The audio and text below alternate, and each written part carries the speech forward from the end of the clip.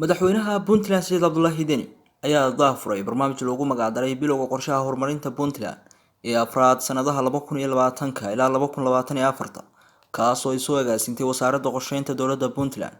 Madaxweynaha oo khudbad dheer taabanaysa faa'iidada uu barnaamijkan u leeyahay ka jeediyay daafurka waxa uu wasaaradda qorsheynta horumarinta dhaqaalaha iyo iskaashiga caalamiga ku amaanay diyaarinta qorshahan ay soo diyaariyeen. dabcan laba arrimood waa muhiim. qofkii rabo talo inuu gaalo xog buu u baahan yahay, qofkii rabo qorshe inuu sameeyana wuxuu haysto u baahan yahay. sida maxamed xasan barre halka uu ka sheegay, wixii aad haysatid baa la qorsheeyaa. laakiin xaaladda hadda aan ku sugannahay guud ahaan Soomaaliya iyo gaar ahaan Puntland, runtii waxaa lagu ammaani karaa Puntland muddadaas ay soo shaqaynaysay horumarka ay ka gaartay inay haykalkii dawladda ay dhisto waxna ka qorshayso. maanta waxaan halka u joognaa daahfurkii saddexaad ee qorshaha horumarinta Puntland. dabcan dadku inay isaga khaldamaan baa dhici karta. Puntland qorshayaal badan bay leedahay, kan waa qorshaha horumarinta. qorshihii siyaasadeed maaha, qorshaha amni ma aha, waa qorshaha horumarinta. qorshaha horumarinta marka waa uu ka duwan yahay guulaha badan oo hadda Puntland soo gaartay. inta badan qorshe siyaasadeed baa hagaya. dabcan marka laga hadlaayo horumarinta ama waxyaabaha la taaban kara ee horumarinta bulshada iyo dhaqaalaha bay inta badan xoogga saaraan socio-economic development sectors. waxa aan u soconno ugu dambayn waa inaan dadkeenna adeegga ay u baahan yihiin aan siino. si adeegga ay u baahan yihiin dawladdu u siiso, dawladdu waxay u baahan tahay dakhli ay qorshaysato oo ay markaa ummaddu u celiso. dakhliga dawladdu ama revenue-gu wuxuu ka yimaadaa waa cashuuraha. haddii dhaqaalaha iyo ganacsiga dalku u horumarsaneen, naftirkeeda dawladdu meel ay cashuur ka helayso ma jirto. marka ahmiyadda koowaad dawladdu waxay siinaysaa in dadka canshuurta laga helo ay kobciso fursadaha ay ku heli lahaayeen iyaga dakhli intaysan bixin canshuurta. marka waxaan xoogga saaraynaa sidii loo horumarin lahaa ganacsiga iyo maalgashiga. sidoo kale madaxweyne Deni oo ka hadlay habka deyncafinta Soomaaliya uu marayso ayaa sheegay in lagu horumariyo deyncafinta qorshaha deynta lagu soo qaadanayo mar labaad si aanay sidii hore Soomaaliya uga suntanaan. waxaana sheegay in hadda loo baahnayn deyncafinta ilaa la qorsheeyo sida loo qaybsanayo lacagaha deynta ee magaca Soomaaliya lagu soo qaato.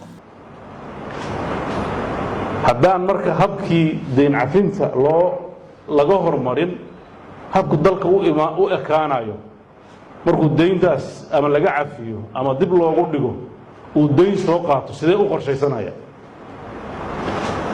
waxyaabaha mararka qaarkood dadka isaga khaldamaan waxaa ka mida marka aan ka hadlayno dawladda dhexe. dooda ugu weyn oo annaga hadda internationalka iyo dawladaha danaya aan la galna waxaa ka mid ah intaan deynta la cafin, intaan dalka loo furin albaabadiisa inuu soo qaato lacag mar labaad ku suntanaan doonta Soomaaliya, waa in laga heshiiyaa dhaqaalaha dalka soo gala oo aan ahayn midka dad siiya ama UNICEF ama dawladda waxay siinayso iyadaa jirta, laakiin mid magaca Soomaaliya lagu soo qaadanayo oo ku noqonayo deymankii hore ama deeq loo allocate gareeyay haddaan la ogeyn awoodaha lagu qaybinayo. annagu ma dhahayno percentage saas ah, laakiin waa in la helaa hab. nidaamka federaaligu waa hadda isu bedelay. waagii hore maxaa xasan barre ka sheekeynaya dawladda dhexaa jirtay, cidna lama tashan jirin, sida ay la tahay dalka iyadaa mas-uul ka wadahay. laakiin hadda nidaamka federaalka ah dastuurkiisu wuxuu farayaa habkii hore ka duwan. marka haddaan la horumarin qaabka qorshaha dalka loo hagaayo, wixii laga hadlaa marka waa iska caadifad inay jeclayso, wax macnaa samaynayso. madaxweyne Deni oo hadalkiisa sii wata ayaa sidoo kale madaxda dowladda federaalka ku sheegay inaysan lahayn khibrad siyaasadeed oo ay dalka ku maamulaan, wuxuuna sheegay inay khatar ku yihiin Soomaaliya. siday u horumarin lahayd xataa aragtida siyaasadeed ee dalkan Soomaaliya ay ka leedahay, oo ugu horeyso in federalismku uu noqdo arrin muhiim ah. labo, inay noqoto dalka siyaasaddiisa marka la dhisaayo inay base u ahaato waxa la yiraahdo bottom up approach, in hoos laga dhiso oo mid aan warkayn intuu taladii sare fariisto wixii dadkaan soo dhistay uusan dudumin ciladaha hadda dowladda dhexe ka soo baxaya waxa weeye qof baa wuxuu ku fiiri nin hadda la dhaho haddii la dhaho nin jaamacad ka soo baxay hadda qof qal ka warrama soo khatar gelin maayo qofkaas oo aanan practice qaadanba theory keliya ah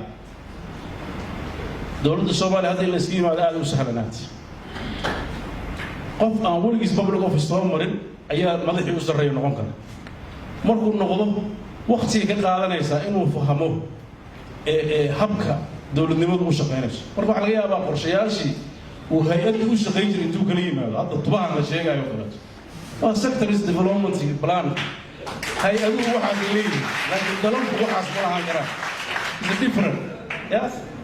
is a different runtii hay-adaa ka timid waxaa ku arki jirtay wixii aad soo minguurisa waxaa la imaanaysaa ummaddanoo khatarteeda leh cabdilaahi bakayle wararka telefishinka caalamiga Ariel TV magaalada Garowe